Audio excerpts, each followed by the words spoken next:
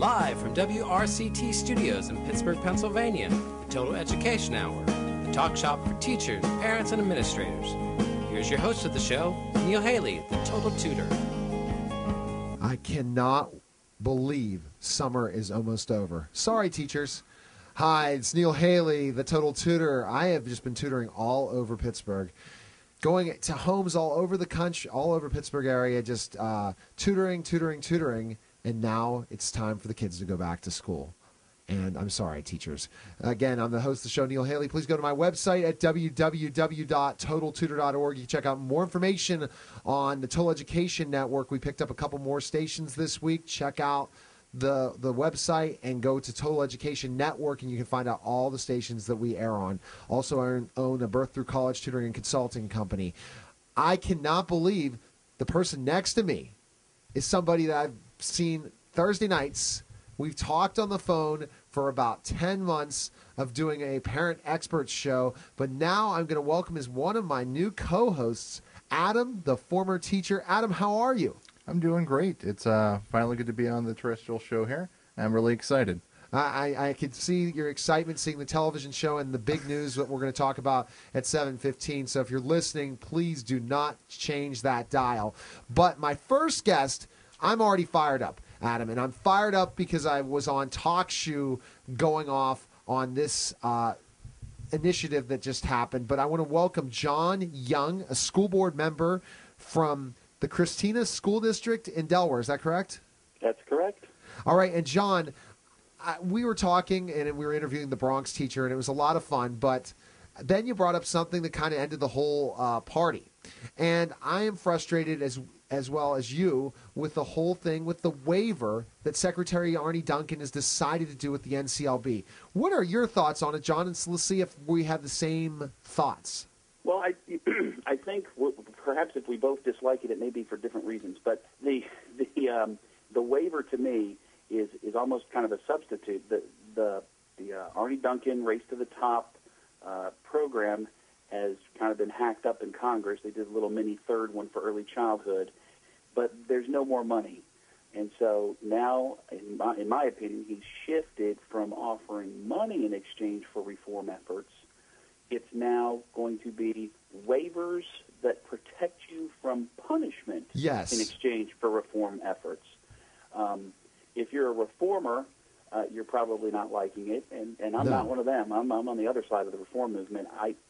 I just don't like it because I think it's essentially bullying and coercion of local control.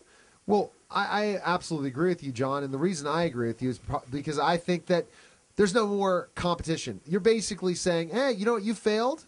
Here's a little waiver. It's like you get stopped at a stop sign for running a stop sign, but then the police officer says, if you're able to do a bunch of these things, I'll rip up your ticket. That's my belief, and that I absolutely just think this is the wrong thing to do. We need to revise NCLB. We need to come up with a better way, not where special needs students are expected to go ahead and be proficient at 2014. That's just not a true goal. But we have to have expectations, John. We can't have it where there's just no accountability at all. And I think what he's doing now is just speaking to the whole thing of SOS and saying, sure, he's a flip-flopper, and that's my belief. Adam, what is your thought after hearing about that? Well, I will admit I'm not truly knowledgeable about the waiver in itself, but from what I'm hearing between you two, it's something that I'm kind of in a favor of. Part of the main reasons I left teaching was No Child Left Behind. I thought it was a horrible system that made it so that everyone had to follow the same rule. And as a teacher, all of us know nobody learns the same way. And taking away that flexibility was just god-awful. And then when they finally started to reform it, they ran out of money. We ended up having a huge spending for budget that we didn't end up having a deficit for education. And then we just kind of watched it go to the wayside. I think eventually NCLB isn't able to be reformed, not because it's the hope in it, just because we don't have the funds available. So waivers might be a step in the right direction so that when you have an issue, you're not going to be punished for it. You can go back and try to see what works with the funds you have available. Great point in a way, but I mean, I still think NCLB had some good points to it. John, what's your thought? I mean, I bet you both of you disagree with me, but that's okay because this is you know what's interesting? I guess I just based on that analysis that was just shared, I have to make sure I refine a little bit further my real incisive disagreement. I don't object from the punitive relief as much as I object to the proposed methodologies that are going to be required in order to obtain that relief. They are policies and plans that lack research base and evidence and will continue to put teachers into a very bad position, in my opinion. See, my thought is I think he's completely kowtowed to the unions. And I would like to ask my next guest, Mark Skoda, at 7:15, that same question. I think that basically everything has changed in seconds, John. I don't know if you listened to my show that Frustrated Teacher was so mad at me about once I heard about the SOS March. And then the Atlanta school scandal came out just before SOS. Mm-hmm. Then SOS comes through, and they talk about how we have to end this high-stakes testing. Then Duncan comes out with this waiver. And did you listen? I mean, did you read what it said, I think, in the Washington Post, where basically Duncan said flat out, you know what, we have to eliminate this high-stakes testing. Was he talking about that 2 months ago? That is Secretary Duncan talking out of both sides of his mouth. You got it. He's a flip-flopper. Yeah. Secretary Duncan thought he knew something about education. He's perfect with the mobsters out in Chicago. So I really think that was – what is your thought, Adam? I mean, honestly, and I'm just talking about certain people in Chicago that we know. I mean, he absolutely spoke about teacher accountability, more ways to measure academic standards. And then when the heat got on him, SOS, we're coming close to a presidential election now. Let's go ahead and introduce this waiver. What's your thought, Adam? Well, I agree with him whenever he started to say that we need to stop with the high-stakes testing. That was Duncan, yes. It was, with Duncan. As I don't think a snapshot of education really helps any of our students in general, especially when you have so much weight attached to it. I'll admit I'm very local. For Chicago, I'm sure they might have a very influential effect on education in general. But I really think that almost every time you step in, not all the time, the government tries to step in and improve education. They have their heart in the right place. We want accountability. We want everybody to succeed. The results are just disastrous. What the responsibility they had for these teachers were, it wasn't real responsibility. It was, can you do what we're going to tell you to do? And what we're going to tell you to do isn't backed by research. It isn't very effective. It teaches the lowest level of learning, which is spitting out concepts of it. See, I agree with you there, but there has to be some sort of teacher accountability, Adam. We absolutely agree. We think, especially if you consider myself a conservative, and Jason would say that, I would say flat out that I think that NCLB was a complete joke and that President George W. Bush was a moron for going ahead and listening to Ted Kennedy. Now, the thought, John, the thought, listen. Your thought in this. So you think that NCLB, what would you do to hold teachers accountable and make sure that we see the standards met? I mean, I agree that reform has not worked with NCLB, but I think that go ahead. Let me just give a quick example of something that happened just recently in Delaware as a result of Race to the Top, and then I'll tie it back into your question on what I think should be done. Delaware competed for and won and had the highest score of any state in the first round of Race to the Top, and we won. Tennessee was the other state, and we got $119 million. And we deployed a brand new test this year. And our State Board of Education said, you know what, new test, we're going to raise the cut scores. So they raised the cut scores. And then 4 months later, this is all before the scores came out, they then dropped the proficiency rates necessary to in the scheme of being labeled as underwatch, academic review, superior, that stuff. So what we did is we raised our cut score, so the proficiency rate dropped, but we dropped our minimum proficiency rate even lower than that. So magically, we beat the goal. It's a Texas or Chicago two-step. It's insane, and the only people losing are the kids. Now, coming back to your question, which is how do we hold the teachers accountable? I am absolutely not against teacher accountability, but the instrument of testing is not designed to test the teacher's ability Yes, I agree. whatsoever. It's designed for the kids. I absolutely agree with that. But Duncan was wanting to revise NCLB. Now, by doing this, I think this is the end of the education reform movement as we know it. And I think by going in this waiver, come on now, you really think that this race to the top is really reaching standards and different things? It's doing nothing except the federal government involved in education in the wrong way. It's not worked. This whole stimulus plan for education hasn't worked as well. So, Adam, what would you do? I'm asking the same question to you as John. What would you do to try to reform education? Are we going to stay status quo? Like I said, that's what all SOS was planning. And I know for a fact that Secretary Arne Duncan did this just for President Obama, so his approval rating will improve so that he will not have teachers not vote for him in 2012. It's a fact. All right. I'll try to say what I got here. Unfortunately, I don't have a really good answer for making teachers accountable, and that's the difficult part, is getting a real good thing for that. I do know that I think that No Child Left Behind and some of the reforms we have now really aren't working. I know this is old statistics. We're talking 5 years old, back whenever I was in education. The best way per dollar to help students on test scores and succeed were before school, pre-lunch and breakfast programs, and then after-school activities that were non-sports related. Both of them are completely non-academic related, but when you put the money into that, you ended up having an improvement with it. It's education is one of those tricky things where what seems to make the most amount of sense usually doesn't, and that's one of the problems for each district. It's going to be different for what helps it survive. What's going to help this student do better? What's going to have this district do better? You're going to have to find and take apart and look at it. When you try to do one thing against the entire United States, it's really just going to have a weakness in it. But for the reform, I don't think the reform is dead. I think it's going to go in another direction. But that's what I'm thinking on. And as for, I don't think this is going to change Obama's approval rating that much. But I would bet money he will win next election. But Governor Rick Perry has just put his hat in for the running for president of the United States of Texas. I think that that's what the Tea Party needed. All right, so here's the thing. John, where can we find more information on you? Because I can't believe how quickly we run out of time. But I have you. I know you want to come back on my show. Absolutely. Sure. Oh, yeah. Okay. Where can Real quick, one very quick food for thought, and it's the two words you just used a few moments ago. They're the kind of the most pitched words in the argument. It's status quo. Could make a strong argument. U.S.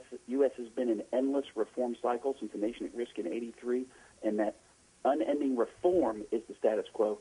Stability is exactly what we need. That said, you can look up some of my writings and musings at transparentchristina.wordpress.com. And on Twitter, my handle is at ed_in_de, Ed in Delaware. All right. Well, thanks so much, John, for being on the program, and we'll talk soon, okay? Great. Thank you. All right. That was John Young of the Christina School District in Delaware. You're listening to Total Education Hour. We'll be back in just a moment.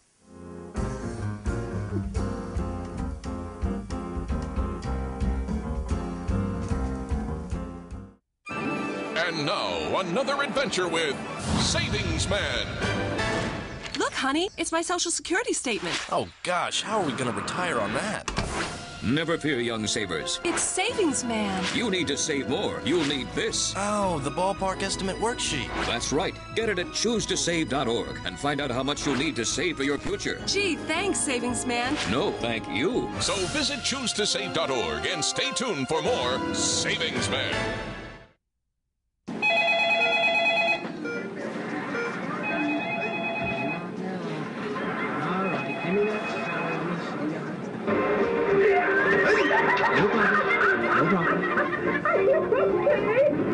Look, Mom, no skis.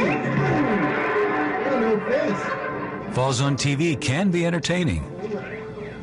Falling at home can be devastating. Each year, 1 in 3 Americans over 65 falls in their own home, breaking bones and shattering lives. For older people, any broken bone can be serious. A broken hip, potentially lethal. To make your home as fall-safe and bone-friendly as it can be, visit orthoinfo.org/falls. A public service message from the American Academy of Orthopedic Surgeons, where staying on your feet is doctor's orders.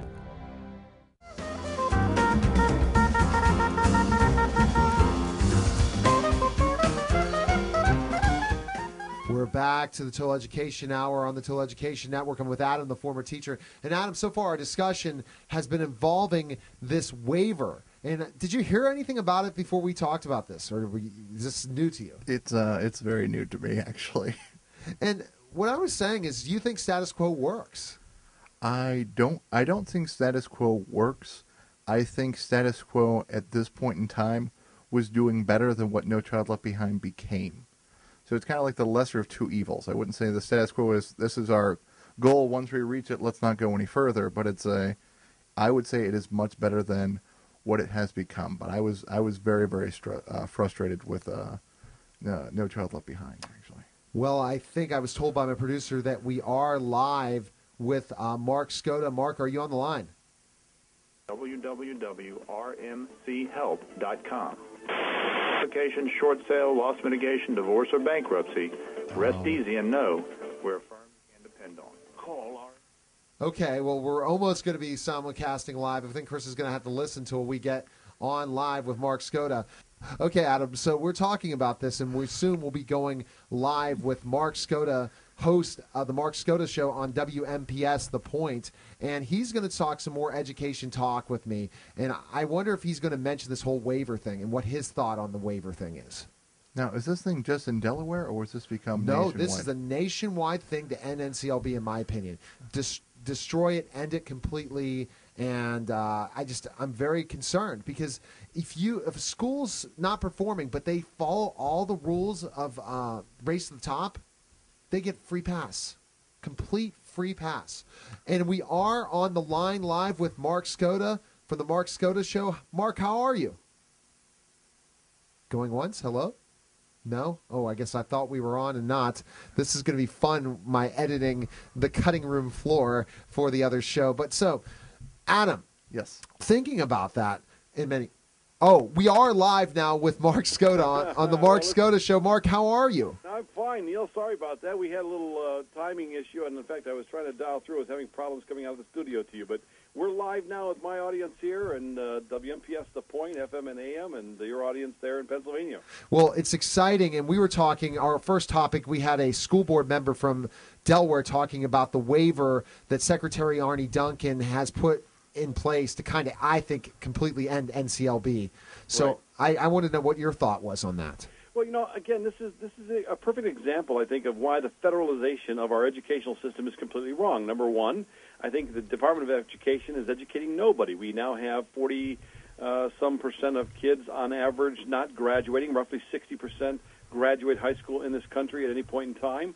We have extraordinary problems in terms of test results. We're teaching more about how to put condoms on cucumbers than we are about reading, writing, arithmetic. And frankly speaking, we are not preparing for the 21st century. I am an absolute antagonist of Arne Duncan, the DOE. I mean, think about this for the moment. We had Jennings come in, who was a proprietor of Fiskgate, who was trying to promote homosexuality in schools as one of the key positions that this president put on board with Arne Duncan from Chicago. The Chicago thugs came in. They were going to try to socially engineer at schools.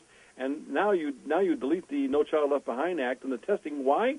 Because kids aren't passing. Why aren't they passing? Because we're not educating.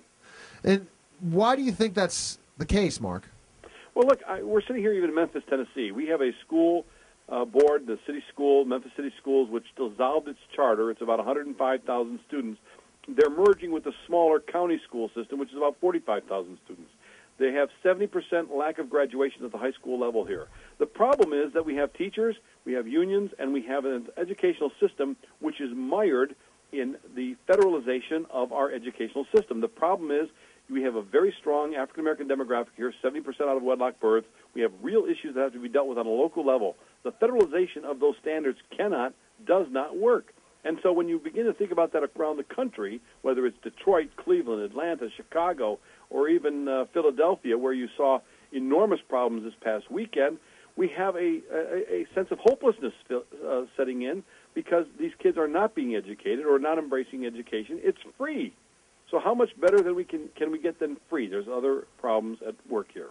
And do you think it's poverty? That's one thing, and I'm sure Adam's going to have a question because he's definitely not on my side in the political aisle. But the one question I want to ask you, Mark, is do you think it's poverty? Because that is what the unions are blaming. Poverty is why these kids aren't performing. Let me be very clear. I wrote a blog today. I pushed it out as sort of a America where the bold ideas, and I cite the issue specifically around family formation.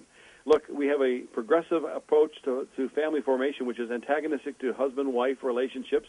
It has been promulgated by the great society programs of Lyndon Johnson and his ilk. And sitting here in a microcosm of that, we're sitting in Memphis, as you know, 70% of children are born out of wedlock. That is a guarantee of poverty. It is an absolute guarantee of intergenerational poverty. I can't fix that. No amount of money is going to fix that. What fixes that is understanding and promoting traditional marriage, not against homosexual marriage. I'm not suggesting we drive all that nonsense forward, but promoting traditional marriage, father in the households, and making two parents responsible when they have children for those children. That's how you begin to fix this. It is a social element as well as a financial element. You cannot succeed. We see that now across multiple generations in our own community here, which is absolutely one of the I think most problematic issues we face when we consider this question of poverty. The progressives love to point out poverty, Neil. They say, well, look, we've got to do something about the poverty. I can't do something about the poverty. I'm not having your kids. Do not lay that at my door. Okay. So, wow. Adam, I know Adam has a question for you. Yeah, that was a lot of statements there. I definitely agree with you that the current brand of education isn't successful, but I don't have to go with completely different reasonings behind it. I mean, you're definitely welcome to your opinion, and that's great. I very much don't see much how that has anything to do with education whatsoever, but I'm sure it does on some level. I think the big problem is not that the family structure, which has changed significantly throughout the past 40 years, not so much as a recent incarnation, but the fact that if you're in the schools now, you're doing a heavy-handed approach to math and reading. Social studies, science, extracurricular activities have become gone on the wayside. They're a once-a-week thing. They used to be part of the general curriculum. We've gone from being well-rounded to let's specify to two things, and it's not even high-level thinking. It's low-level creation for can you say what we tell you to say. We're not learning this is a concept. Use this concept outside of what it's giving to build upon. So if you see a situation you're unfamiliar with, hey, I can draw from this other concept and work out problems for working on problem-solving skills.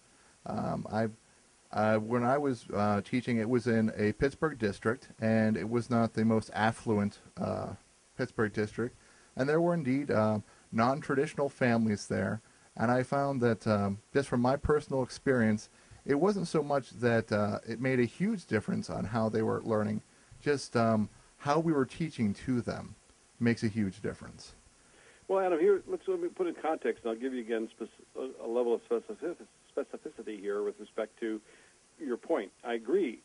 Teaching principles and skills around problem solving is critical. But let us also look at what's happened to this multi-generational single-family household, which, number one, results in poverty. If a kid's not fed well, the developmental cycle, as you know, physiologically, right before they come into school is problematic. Yes. Yeah. Secondly, the parents can't be involved in the school education. Busing, for instance, which I was subject of back when I was living in Cleveland, Ohio, and here in Memphis, Tennessee, pushed kids all over the city. The parents, who already were stretched financially because they were single-head households, couldn't get to the schools. So the kids were busing back and forth an hour because in the sake of integration, and what it resulted in was less time homework, less time with mom and dad, if there was a mom and dad, to be involved in the school process. So look, at the end of the day, we understand curriculum. In fact, I go back to phonics. We had for a while whole word reading, which got us nowhere. We found out we educated a bunch of kids who couldn't read. I go back to the fundamentals, as you point out, arithmetic, reading skills. The idea that we had to master those elements, times tables. Do you remember that? Those generated a sense of proficiency. That once you have a sense of proficiency, you were able then to apply those critical thinking skills as you matured, both physically and mentally. And so I would argue that it's not opinion. I mean, I could read you the study from not one of my favorite universities, Chicago University of Illinois, Irving. All right, this is a primarily progressive institute. looking at living arrangements of single motherhood families, and about assessing 7,000 children in the study who looked at outcomes and performance of outcomes. And this is one of the biggest problems we are not facing up to. Last year, 44% of all children in America were born to single-parent families. Wow. I mean, that's true. I mean, and it doesn't work, Adam. It doesn't work. You can't destroy the family and expect to have high level of performance of individuals. Why is China winning? There's a mother and father, and almost divorce is negligible in China. In fact, frankly, the two-parent families is required because there are so many fewer women than men. In India, the family is critical. It's central. Education is central. The family is engaged in that. And if you expect to get out of village, and look, I've lived all overseas for 11 years. I've worked in China. I've done joint ventures there. I've done joint ventures in India. The cultural element here of success in educational standards is a critical component in looking at this problem. If we ignore that, we ignore it at great risk, in my opinion, and through the studies that I would suggest I could cite. Okay. So, I mean, Mark, you think it's basically we need to educate, bringing back the family, and moral issues, looking at all those things. That's the importance to bring back education. It's one part of it. It's a three-legged stool. First of all, there's the moral certitude. In other words, what is society's best structure for family formation and children education? Okay, which is, as you know, we used to call it socialization back then. Now it's a bad word. But the fact of the matter is you have to socialize family values. And I'm not talking about all elements. And we'll come back here because I got to go to break. If I can come back to you, I'd love to do another 15 minutes. Do you have time? We don't this time. Would you like to do it another time, Mark? I'll be happy to. I'd love to take this on because it's an issue most people don't love to address. So I'd be happy to do that. Thanks, guys. Appreciate it. Thanks, Mark, for putting me on the air. Okay. Glad to be with you. Thanks so much. All right, take care, Mark. All right, that was Mark Skoda, and that's really the first time ever I've done a simulcast. You're listening to the Total Education Hour on the Total Education Network, and we'll be back in just a moment with Jamie Palmucci.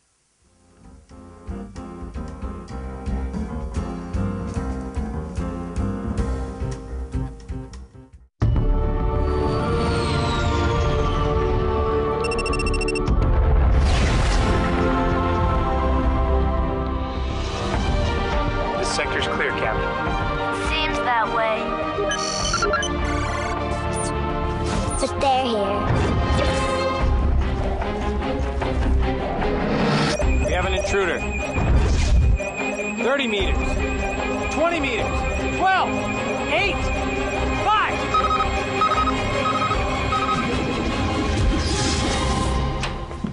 I thought you guys were cleaning out here. Oh, we are. We're, sweeping. Yeah, for space aliens. Yeah, for space aliens. Boom. Good luck with that. Imagine what a little time can do for your family. I think our work is done. From the Church of Jesus Christ of Latter-day Saints. Kath, have you heard from Patty and Richard yet? Patty was going to stop and pick up a pie, and Richard was going to file for Medicare. Filing for Medicare? We won't eat till midnight tomorrow. Richard's filing for Medicare online at socialsecurity.gov. It takes less than 10 minutes. Hey. You made it. No problemo, Papo. I've got the pie. And I got my Medicare. And I've got the turkey. Did you get that online, too?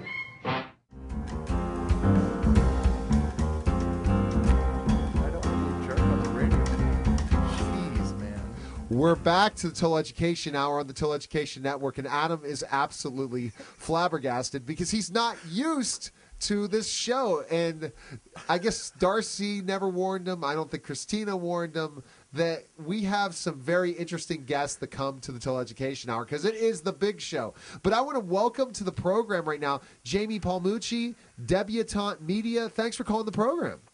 Thanks for having me, Neil, and congratulations on the new extended hours and new show. Yes, it's exciting. We got a new show coming up on in one station, and then also extending the hours on WRCT, Our Hope. Now, question, Jamie, what is your topic tonight? Because you are an expert blogger, and you do a bunch of different blogs, and we had you on the Ken Pettigrew show a couple nights ago, and it was very, very informative. But what topic are you bringing tonight to the table? Definitely. My focus tonight is actually going to be more on how to manage your children and their outreach in social media. So one of the things that has become a bubbling issue that I've seen both with clients and friends, their children want to get on Facebook, they want to be on Twitter, and they want to be interacting with their friends and whomever is on those networks. And parents are at a loss of ways to manage that and control what their children see and how they are actually being perceived to the outworld and controlling that world. The primary tools that I've seen that have worked is actually something that touches on many of the conversations that you've been having earlier, and it's trust and it's communication. When I was a child, the one thing that my father drove into me over and over again was that he trusted me, but trust came with verification. So it's really crucial that you give your child freedoms, but make sure you're still holding the reins. Absolutely. It's a situation that you give them that control at a younger age. It's dangerous, in my opinion, because you're looking at the Facebook, the Twitter, the MySpace, and it's something that's for adults or college students, and to be able to have that form of communication and the ability to really control things at a young age is hard, because what you post really never leaves you in a way. Absolutely. It stays out in the digital ether for the rest of your life, and as long as the Internet is going to exist, and it's just going to keep getting larger. The best way to really make sure that your child makes the right decisions when it comes to how they perceive themselves and how they put themselves out there is to just be open and honest. Make sure that you are informing your child what it is that they are risking, whether it's a future, whether it's relationships, or, when they start getting older, it becomes a business aspect. If you are an underage child showing that you're drinking out to your entire network, those are things that can be seen by prospective employers.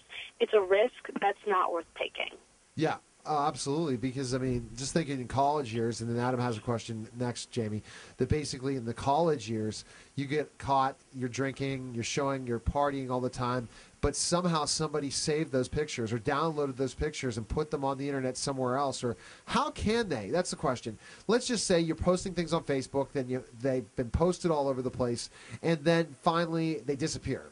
Okay, I'm ready to interview for a job. I don't want those party days in my college years and late high school years on the Internet anymore. Do they disappear if they get rid of them? Honestly, it's impossible to 100% get rid of them. It's the best way to avoid an issue is just to never put yourself in that position. There are ways to somewhat sanitize your stream, and there are tools that help you do that. Companies charge large quantities of money to actually, quote-unquote, clean up your digital presence, but it's not foolproof. There are issues, and there have been scenarios where even when that happens, you're not totally cleaned off.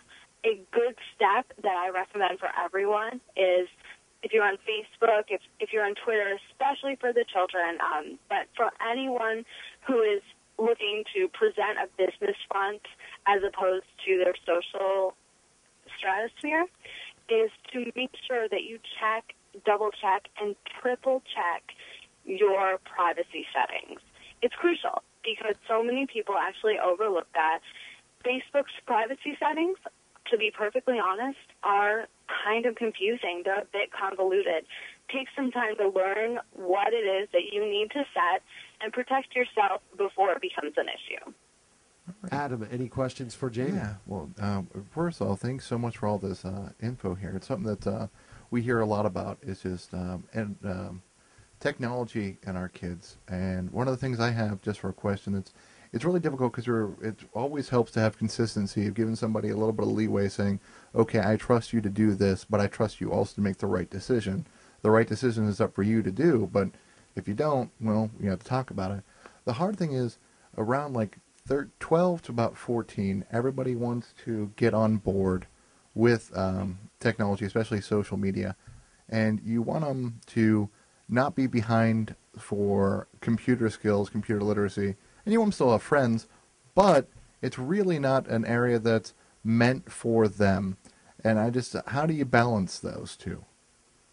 So there are a couple of great ways that actually can help you protect your child and make sure that they're safe as well as making the right decisions. Facebook offers opportunities where you can, if you're set at an underage level, they're not being shown the advertising, they're not able to be connected with people above the age of 18 unless they're a relative. There are also specific social networks just for children, and I will send a list out to Neil that you guys can post. But it's all of those opportunities are there as well, and it's kind of funny, but when I was at a blogging conference last weekend, I was sitting down with a couple of women, and one of them said that she let her daughter onto Twitter because she felt it was safer. And when I asked her why, she said, well, no one her age is on Twitter, and no one really understands how to use it. So if you're safe, you're protecting yourself by putting them in a situation where they have to learn how to use the medium, and they're not being bombarded with a bunch of potential dangers. It's always going to be dangerous. There are always going to be predators out there. And the best way to make sure that your child is safe is to treat them with respect, speak to them intelligently, and explain the situations. Be entirely forthcoming and make sure that they know what the potential is and they can protect themselves. Don't treat them like children, I guess is the best way of putting it, and make sure they're not in the dark. Well, absolutely, Jamie. And when we hear these situations like parents that just think, oh, it's safe, Twitter. No, Twitter's a lot more dangerous because you don't know who those people they're tweeting. You don't see their faces. And you don't know when someone tweets something who sees it because anyone can see it. It's not like Facebook where you might have a Facebook post that goes to certain friends and go on their wall. This goes out to everyone that wants to go ahead and look at your page. So actually, you can set your Twitter feed to be private. Oh, okay. Well, so that's something that's really helpful. You can still see everyone else's commentary, and if someone who you are following and is following you decides to retweet one of your posts, it is sent out publicly. But your specific feed can be held behind lock and key and only be seen by those whom you allow to follow you. So, Jamie, what do you see that the biggest danger in this age of Twitter, MySpace, and Facebook? What's the biggest danger for children right now? Naivete. It's a lack of information. It is the child who is not being told what they need to know and is assuming that everyone at their core is going to be doing things for their benefit. Children are wonderful, caring, bright individuals, and they need to be informed of what the dangers are. Beyond that, the parents need to be making sure that they're following what they're telling their child. They cannot just be they need to actually practice what they preach. If you have a parent who is sitting there on Facebook who is oversharing, who is acting inappropriately, the child will react in kind. The child will be sharing too much information, putting himself in danger, and really risking that entire childhood, risking their youth at a level that nobody ever wants to see. Right, that's great. No, I didn't know about the tweeting for the privacy thing, so thank you for sharing that part there.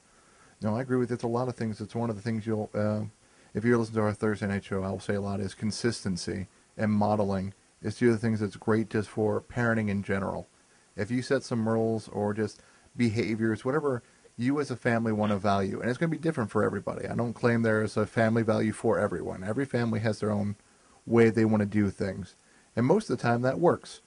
If you set that up and you continually, if you model it, even whenever you are older, and you have that time when your kids are still naturally rebellious, or they don't seem interested in what you're doing, they're still going to model what you do, negative and positive behaviors all the way onto adulthood. It's just kind of you set in motion a lot of things depending on how you act with your kids. Absolutely. We all learn with what we see, and that's doubly true for children. So if the child is mimicking the parent's behavior and the parent's behavior is less than beneficial, then you yourself are putting your child at risk. It's a really easy way to just protect the child and protect yourself all at the same time, and still make sure that the guidelines that you set are being followed by everyone involved. Yes, I mean, that's so important, Jamie, to follow through in those situations to make sure that the parents are doing what the kids should be doing. If the parents are using inappropriate texts and the maybe text messaging is another problem, or all these different things, they're gonna model the same thing. If they see posts right out on Facebook calling someone out or saying something inappropriate, or Twitter, they're going to do the same. And then also being naive as parents about Facebook. Facebook's so dangerous, in my opinion, because of the fact that their friends see these friends, and they're just on there, and sometimes inappropriate pictures and all these different things. It's terrible. So what is your goal, Jamie? What is your goal to stop this? I mean, it seems like by coming on my show, absolutely, this is trying to get the word out, the message out that we have to watch out for these social media. But what is your ultimate goal? My primary focus, I work with so many teachers and I work with parents, and they are concerned about their child's well-being. And my focus more than anything is information sharing, and it's being forthcoming. And I want to absolutely publicize that you need to start treating your child with respect in regards to these social media networks. It's it's like the parental controls on television when that first came out 15 years ago or so. When that came out, you finally were able to tweak and protect what your child would see and who could access what. Social media has that same opportunity if the parent is informed and thus informing their child. All it is taking a little bit of extra time to make sure that everybody involved is safe and everyone knows exactly what they need to know to protect themselves and protect their families. Yes. I mean, that's very important. Any other questions, Adam? The one thing we do is we're running out of time. Jamie, where can we find more information on you? I will be posting a bunch of links on my website. It's debutantemedia.com.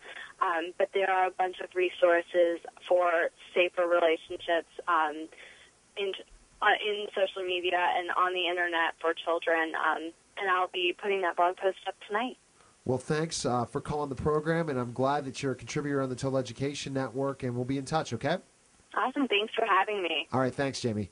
That was Jamie Palmucci. You're listening to the Total Education Hour on the Total Education Network. We'll be back in just a moment with Kevin Evensky. Social, yeah.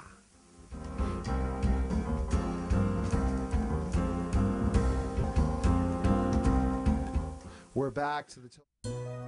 There comes a time in life when you need government information, and you just don't know which way to turn. Well, there's a place you can go to put an end to your frustration. It's a site that everyone should learn. USA.gov. Find your Social Security benefits online. USA.gov. Our list of jobs will put you on cloud nine. USA.gov. Shop auctions for a used minivan anytime. USA.gov. You can apply for a student loan. USA.gov. Get energy saving tips for your home. USA.gov. So great you might just get carpal tunnel syndrome. It's government made easy for the people. USA.gov.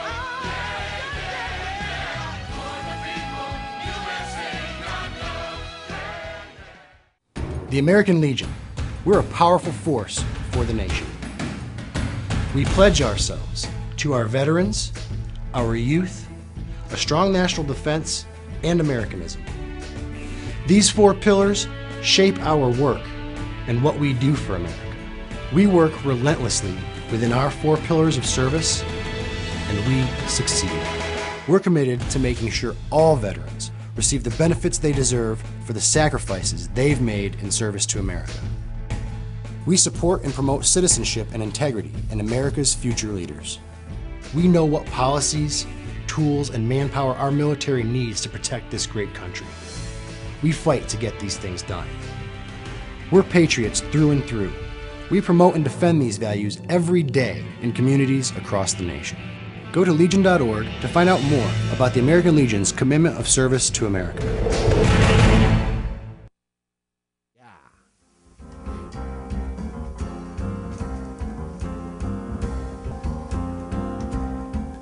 We're back to the Till Education Hour on the Till Education Network. And Adam, we're waiting on Kevin to call into the program, unless he is on the line. Yes, he is. Kevin Yavensky, how are you today? I'm doing well. How are you, Neil? Doing well. Social, yeah. And it's so interesting. You and Jamie are in the same field in many ways. Blogging expert, Facebook expert. I think I really need a social media facelift, and that's why I connected with you guys, and I think it's very interesting. But I wanted you to talk about high school and college involving Facebook. Jamie was more about the dangers, but I didn't know what direction you wanted to go with high school and college Facebook.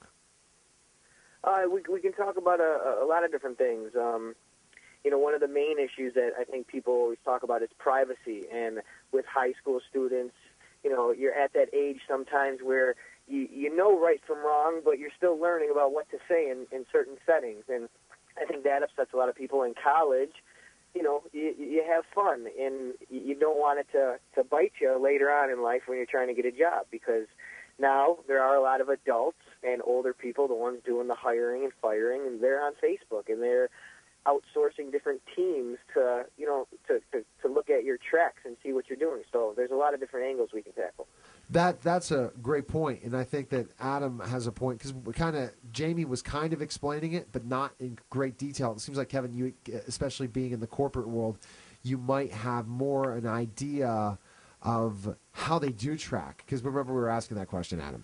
Yeah, no, I agree with you 100%. For my last job, I was actually nice enough to be able to interview and do the hiring for my department, and one of the first things we did before we brought you in for an interview was we looked at the Facebook for you, we Googled your name, and a lot of people, it was very easy to get a hold of things that they probably didn't want who was interviewing you to get their hands on, and we just kept that in the back of our head, and it really did. If we had somebody who's close, for who's doing well, and who's kind of shows up more as a schmuck on Facebook and who doesn't, the guy who was a little bit more privacy related was the person we ended up hiring, just because it made sense. It was a factor.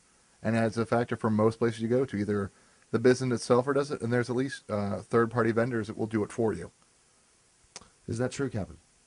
Oh, absolutely. And one of the things that a lot of people don't realize is there's so many different social networks, and we're always signing up, or we're invited for this, and give us your email. You sign up from your phone and your phone number. If you don't dive into your privacy settings, it's really easy to just go into Facebook and search for an email address. And whatever email address you use to log in, it's there for the public to see. So if you're using a personal email address or one that's attached to, different activities that you might not want people knowing about, all you have to do is search on Facebook and your emails or people's phone numbers. That's how you can find somebody. I found you. We talked the other day, Neil, and I just searched for your email address that you emailed me from and popped up your personal profile right there. And if I went on Twitter or some of these other networks and did the same thing, I can find your profile, even if you think your email is hidden, it's attached to the search algorithms, and you have no idea. Yeah, even if you delete a picture, it ultimately doesn't get deleted. It's tough to say. I mean, I'm not a lawyer or a legal expert to say, if you read the fine print, and no one does. I mean, do you ever go over the rules or requirements when you click that box and you agree to the different terms? And that's why there's always uproars about Facebook privacy and this and that and a third. And you really just have to live nowadays in 2011, don't publish something anywhere online that you wouldn't want your grandmother to see. And that's very true. It's one of the things with Facebook. They do usually, I think in their fine print originally, I don't know if they changed it recently because they do a lot of changing. If you post it, they have ownership of it. And one of the things that comes back to bite people in the butt is, let's say I go out and I go do something stupid. I posted my Facebook. The next morning I'm like, oh goodness, why did I post that? I was so stupid. I delete it or I ask it to be removed. If somebody else was there, or they took it and they posted it on theirs, or they move it to another site, that's what you have no control over that. And it could just be done. You wouldn't even know about it because they're not going to retag it what you've done. So it's one of those. That's how athletes and celebrities are always getting in trouble because they say something and they delete it, within 30 seconds because their conscience got a hold of them. But 1,000 people already saw it, and those 1,000 people are trying to make a name from that for themselves. So they do a screenshot and start sending it out to reporters. And next thing you know, it's blown out of proportion. Yeah. Completely blown out of proportion. So let me give you an example of what happened on a Blog Talk show. I interviewed somebody that said they wanted their full name, okay? And I interviewed them, and we had 2 really good listened interviews. And she comes back to me and said, I really didn't want to get my message out that much. Please delete everything. So I took off the podcast and deleted pretty much the post, and guess what? It didn't disappear. So I guess that's the truth, that if you Google searched a show that showed up that posted on Twitter, on Facebook, or something, it was not gone, and you could find it still. So I guess that same thing happens with pictures, Kevin. So what do you advise your clients, especially in the business world, about social media that would hurt them, especially if you're looking at a perspective? I don't know if you have any clients that are just graduated from college looking to market themselves for a job, how to clean up their social networking presence. Well, one of the easiest ways is to, when you get into the corporate world, is you might just want to start over with a brand new email address and even a brand new phone number, because things are tied in to your phone numbers and your email addresses that you don't even know. You have no idea if 7 years ago you requested a sample of a soap product from some company and you used your email address and they sold it off to 10 different vendors. So you really have no control over that stuff. So if you haven't kept a tight lock on what you've been doing, I would suggest maybe it's time to grow up and get a new email address just because you're not sure what it's attached to out there. And I just had this example happen to me when I was in college. One of the very first social networks, I guess, of sorts, Web Shots. Do either of you guys remember those Web Shots? I remember that, yeah. Yeah. I do. So I got an email on an old account. I just logged on, and it said, you had 7 views in your Web Shots account. I was like, I have a Web Shots account? So I go there, and they're pictures from college, 7, 8 years ago, me and my buddies, a night on the town. And I'm like, whoa. So something like that, you don't remember all the things you do, especially people around the age of, in their upper 20s, early 30s. We were the generation that first started diving into this, right? AOL Instant Messenger, Web Shots. We were the first ones on Facebook. And that's when it was, I'm just on Facebook to talk to my college friends. Our parents, we didn't have to worry about any of that stuff. It was strictly to go on and talk to your college students because you needed a college email address. And now, 6, 7, 8 years later, you're like, oh, yeah, I did sign up for that one site, and they still have my information.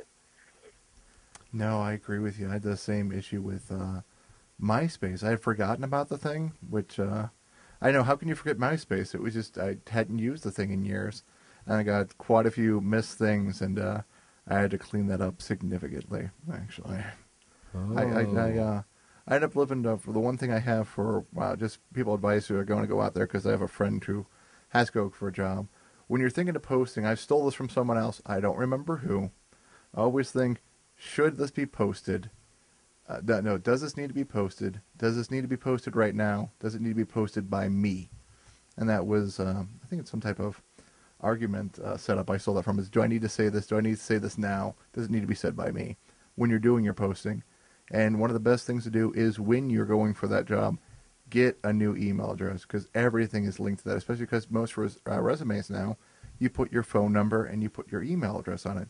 And they're going to look both of those up as soon as you turn that in, whoever their HR is. Either they're going to do it or they're going to have a third-party vendor do it. So, Kevin, the concern I completely have in this whole thing is that, again, I still see it for my students. Because, again, this is one thing I do is when I taught 8th grade, not about 6 years ago. I can't believe they're in college now. But when I taught 8th grade, I would friend them when they're in high school. And this is because, again, I'm owning a tutoring company, SAT prep, different ways to connect, keep them always abreast of what's going on. And I see their posts. I'm just so concerned when they go to apply for jobs. I mean, what would you do, especially if you're in this kind of police officer mode and you say, you know what, I know these kids, I taught them, and I just don't like what they're posting on Facebook, and I really feel bad for them once they go to try to apply for a job. Well, that's one of two things I want to touch on, because you said, you know, being friends with students and stuff. Nowadays, because everyone is on Facebook, I just read in Missouri, I think they're making that illegal for teachers to friend their students. So look how far we've come in 6-7 years, or now they're saying that's bad, you can't do that. And if you are an educator, you can go on Facebook, and I believe if you click account in the top right corner and then help center, they have different tutorials for law enforcement on Facebook, for educators on Facebook. And Facebook, they have presentations and videos you can watch to see how should I deal with a student asking me to be a friend and all that stuff, vice versa. But to go back to your point of feeling bad for kids and they just don't know better, I do think the world is becoming a tad bit, I don't know what's the word, desensitized, or we've grown up in this, and I think Mark Skoda would agree with you. No, Go ahead. I think our second guest would absolutely agree with you on that. We've been desensitized, Kevin. So, I mean, me looking at it, as I have a startup in Buffalo, New York, I would know that I've done some of these things. If I'm looking at a potential job recruit and I find something that, you know, he did when he was younger, I don't think it means as much as, you know, 10 years ago when, you know, you have different photos and stuff out there, because we're used to this. When celebrities or politicians mess up, there's great debates. You know who's having those great debates of was it right, was it wrong? The people who aren't on Twitter and Facebook right now, and they don't understand just how easy it is to slip up and how it's a different world out there. So, you know, I do think we have that disconnect that it's not going to be as bad in 10 years because we're going to be a lot more sympathetic. I just, my thought is that the concern I have with this whole thing is how can we stop it? And I guess what you're saying is desensitized, but then, as Adam was telling you, I think it's something where maybe if I am good friends with one of those students online, and again, I don't teach anymore, so those are my former students from a former school, and that's why I'm connected with them. But I think what I need to do is just kind of send them a message face-to-face and say, hey, you know, I would watch what you're doing, because as Adam, the former teacher, said, he worked for a company that just looked right on that Facebook. And I think I'm going to start doing that as well when I'm trying to interview tutors. I'm going to check out their Facebook and see, you know what, if they do have a Facebook. Because a lot of times they hide it, and that email address doesn't, and they have a different email address for, you know, applications compared to their Facebook application. So, Kevin, where can we find more information on you? Because we are running out of time. You can find me right on Facebook, facebook.com/socialyeah, or on Twitter, socialyeah, YEAH. And if you have any questions or you want to get more links about where you can find some of this information, because it's right out there, and parents that are nervous about Facebook or their kids on Facebook, you just got to take a second and Google it, or just do a couple searches and read up on it, and you really find that there's some stuff to help you deal with all this. Well, thanks for calling the program, Kevin. Thank you. Take care, guys. All right, take care. You too. That was Kevin and from Social Yeah. Basically, great show. I want to thank all my guests. First, I want to thank Adam, the former teacher. I want to thank Christina, my television producer. I want to thank Chris Palmer, my radio producer. I want to thank Jamie Palmucci. I want to thank Kevin, and I want to thank John Young from Delaware, the school board member. Thanks for listening to the show. I'll talk to you next Friday night. I don't know what time. I will be posting it all over the place. Good night, everyone.